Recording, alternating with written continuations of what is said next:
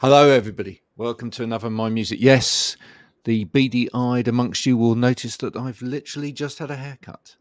That's right. I've had my haircut because it's Friday, and I'm off out today to a gig. But before that, I'm going to be speaking to my wonderful guest today, Noanne, who is joining us all the way from Turkey, which we will no doubt talk to her about. First, though, let's just have this little video from Analog Trash. Keep on, don't stop.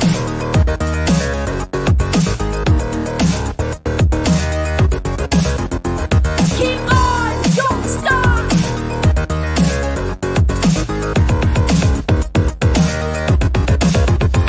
Keep on, don't stop.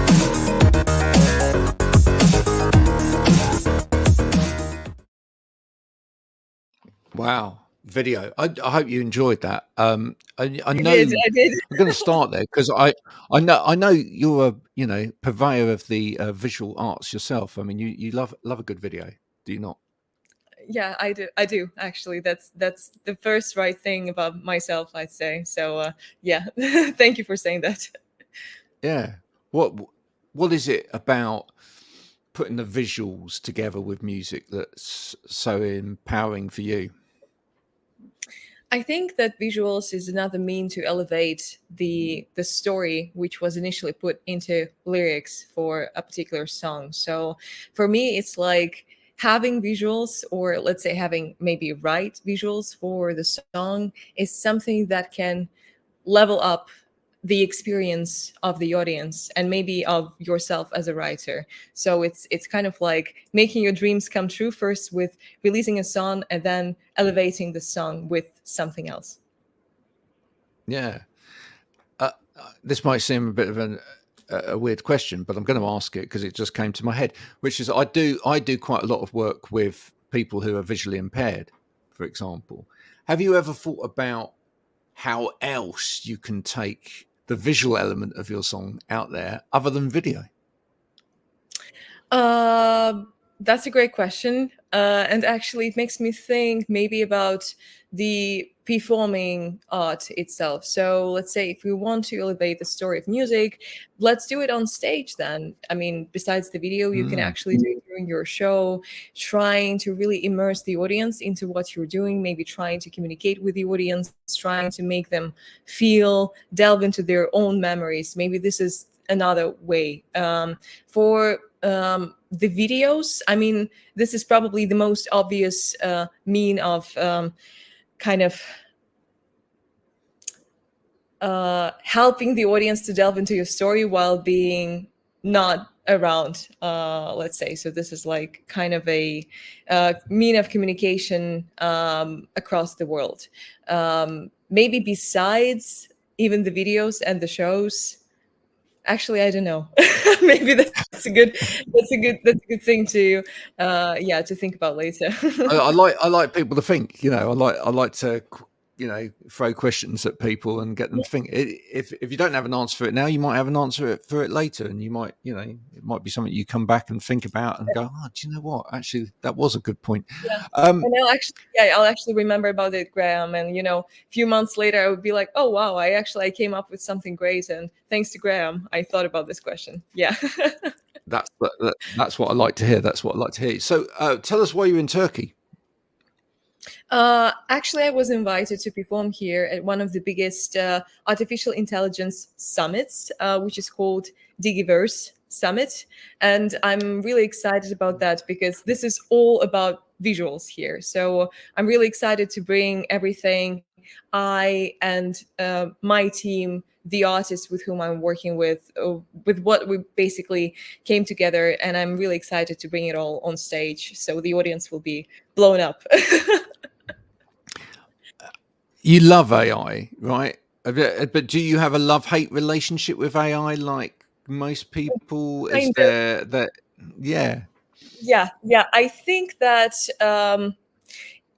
probably you can love AI more than hate if you think about it as a mean to do more rather than to do less. Let's say I don't think about AI as a mean to, let's say, substitute myself in terms of creating ideas, in terms of writing my music, right? But I think that it can really enhance your idea. Maybe it can add this element of surprise as well, something that you haven't thought about before. So I feel like AI is a beast, which, I mean, if you treat it well, it can serve you well. Yeah, I, I've talked a bit about that on here before, but I do think that there's a danger with AI that, and it's kind of what's pervaded when you look through Instagram and stuff like that by some people, which is kind of like, this is a cheap way of doing this, you know. Even the sort of like work smarter, not harder culture. I kind of get a bit fed up with that. It's kind of like, no, work harder with Yeah. AI. Do even more. Do even more. Burn yourself out. Don't care. Just do it. Actually, Mhm. do you know what I mean? It's like, it's almost like, look, Craig, I'm not saying go and get yourself burnt out. Seriously, but what I'm saying is, at the end of the day, what are we trying to say here? Are we trying to say that we all want just an easy life? Because no one ever really achieved anything from having an easy life. Mm. I think a AI in the hands of a creative is just another tool for even more creation. Am I right there? Well, that's our. These are some really great points actually to to address. First of all, it's interesting that actually each technology is kind of like harmless until we start using it, right? So it's basically it's us who kind of trying to find the solutions with all those technologies, and then we start to see it as a threat because of the other ways of using it, right? So um, another story actually I wanted to bring it up here. I was performing actually at the AI film festival, which was at NFC non-fungible conference in Lisbon, and I have lots of friends filmmakers, traditional filmmakers, let's say. And when I told them that I performed at the AI film festival, they were like, oh, so they actually have film festivals already, like is it really something that's going on? And the thing is that I feel like for film creators in AI, this is a great way of educating themselves because it's actually not that easy to create anything with AI. I mean, not that easy to create something that you want actually with AI. So I feel like it helps you kind of understanding more what do you want, because when you're writing those prompts you actually need to be really detailed, and for that you need to really understand your idea, you need to really know what you're doing. And I feel like this is the element when you need to work even harder, because when you just writing a script at the very beginning, you're like evaluating your own idea, you don't need to be that detailed at the very beginning. But then if you want to create it actually with, let's say, with the engine, with the machine, you need to tell exactly what do you want to see, and then you need to tell it shot by shot. So just maybe to kind of sum up and come back to what you've said, I do agree that this is a great tool for creators. I do think that it helps you or even makes you working harder to some extent. But also, sometimes it can be really discouraging, actually. So, yeah, because if you approach it from the beginning that it's something that makes your life easier, oh, wow, it's not. It's really not. Well, I think it can, but only if you've got, dare I say, only if you've got a lazy personality, and only if your viewpoint is that I'm willing to put out rubbish into the world. Yeah. So, I mean, when you talked about prompts there, for anyone that doesn't understand that, if you've opened up Chat GPT, for example, Mm. which probably is something AI wise that most people that listen to this may be aware of. Other AIs are available. If you literally type in, write me a post about this, Hmm. right? It will write you a post about that. There won't be any. There won't be any cleverness to it though, Yeah. in Yeah. terms of the input, right? Whereas if you start really stacking your prompts, right, and giving it detailed instruction, it will get better and better and better. But Yeah. that, as Noanne's saying, that takes a lot of effort, and that takes a lot of, and it's good because it actually makes you think through the whole process first and Yeah. what you want to output. There you go. Hopefully, Exactly. we've kind of educated people a little bit more on AI. So it is great. It You can achieve more in less time, but actually, probably you'll spend more time if you want to be really creative. I think that's Yeah. kind of the level on that. When did you Yeah. first start making music? Actually, it was like, let's say I started writing lyrics for my songs maybe like 5 or 6 years ago. No, I not that long then. was, yeah. I mean, it's kind of like not that really, not like in my whole lifetime, but I've been in the musical theater for quite a long time. So like the vocals and music has always been one of my assets, but I thought about it as a supportive asset to my main dream of being an actor, actually. So but then, at some point I just got this switch that in music you kind of have more control, to be fully honest. That when I was trying to knock all those doors of all casting directors, and you understanding that it's, I mean, if you wanted to do your own movie, it's way harder than to release your own song, to be fully honest. So and then Yeah, you're yeah, like, well, I kind of, I'm also a writer, so why not to try it with music? And when I started with music, I understood how much more in control I am right now. And I mean, if I want to release music, I can do it. If I don't want, I can stop. There is no one that can um, there is no one from whom I'm waiting this approval to do something. Because in acting, this is kind of a thing. You kind of need to be approved by someone to be taken in a movie, to like kind of like to fit into a particular role. There are so many boundaries here, and yeah, in music you can just be yourself. This is the greatest thing about music, actually. yeah. But then, actually, film's a great vehicle for music as well. And actually, especially these days when there's just so much music being produced and Yeah, distributed from a digital point of view, having that other vehicle that maybe gets proper creditation for what you're doing in the music industry, that's quite hard as such. But actually, film's got probably more of a vehicle for that because you can do film festivals, you can get awards, so therefore yeah. you do get some proper acknowledgement. Are you finding that it is actually quite a good vehicle that way? It is. It is. I agree with you totally. Is that just? I mean, movies or film industry is a way bigger vehicle, let's say, than just one song itself.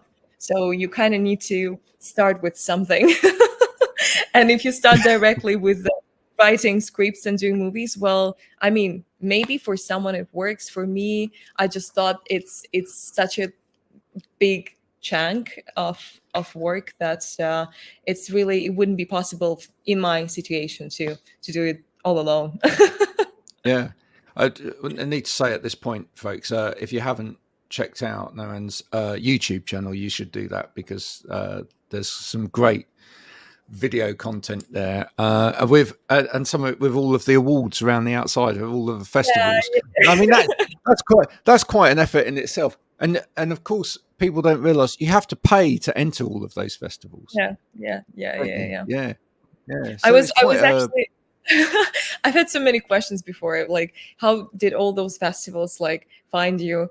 And I was like, well, it's actually you who need to find, find every them. single festival apply, and kind of you need to be sure in your work, because obviously, and maybe this is something what the audience might not know, but mainly like 90% of the festivals kind of has the application fee.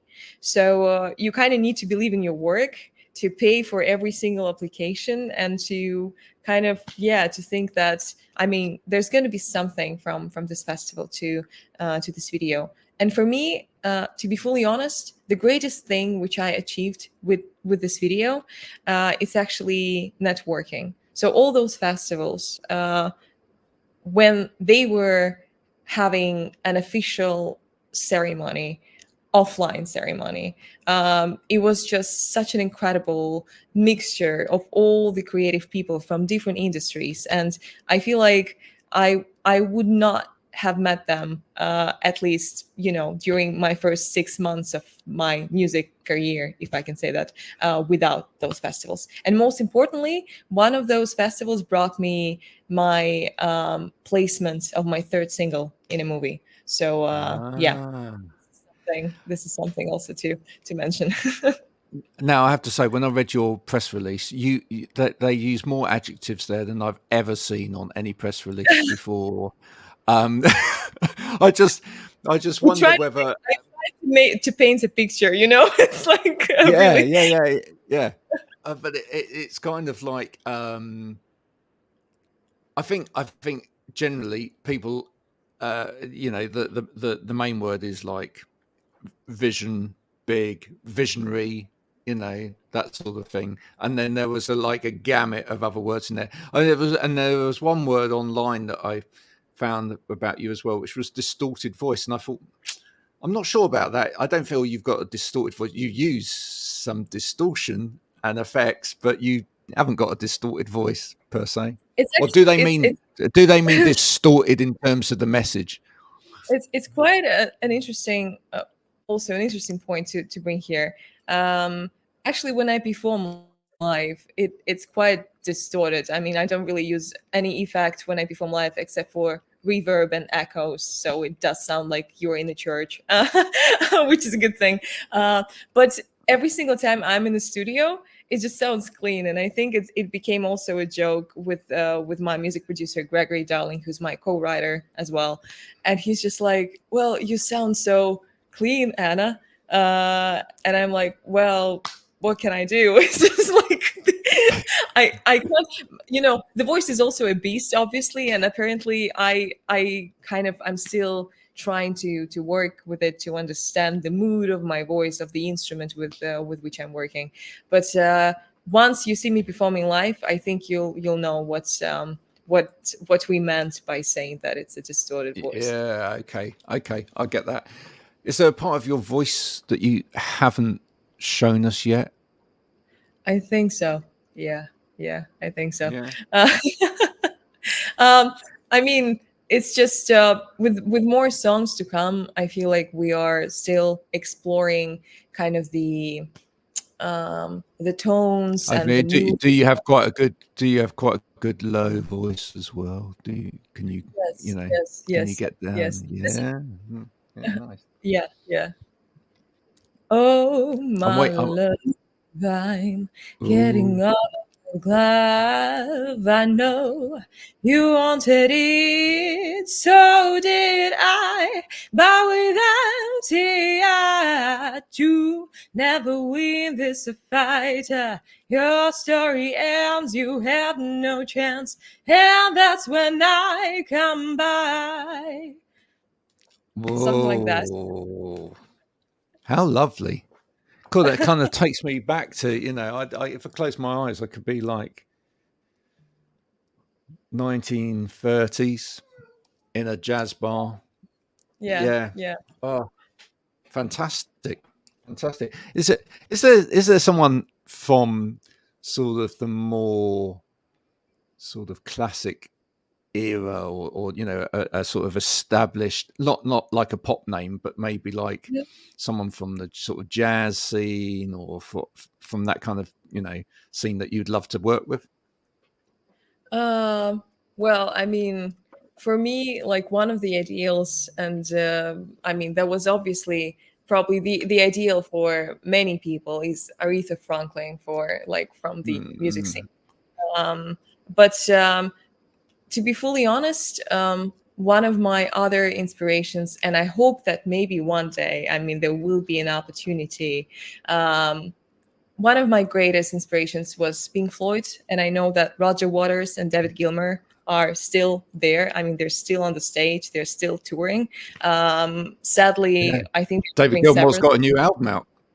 So Yeah, yeah. yeah. So basically, I mean, if one day there's going to be an opportunity, that would be my greatest honor, because their music, I mean, at least Dark Side of the Moon, The Wall, they shaped my, not only my vision of music, but my world kind of completely differently. So that would be my greatest honor, to be even like close to those people one day. yeah. Do you want to do you want to do the you should offer to do like the Great Gig in the Sky open bit. Yeah, Yeah, yeah, yeah. yeah.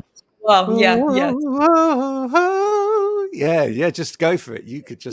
just do that. Oh. David, if you're watching, you know, if you're gonna do that live, Noanne's Yeah.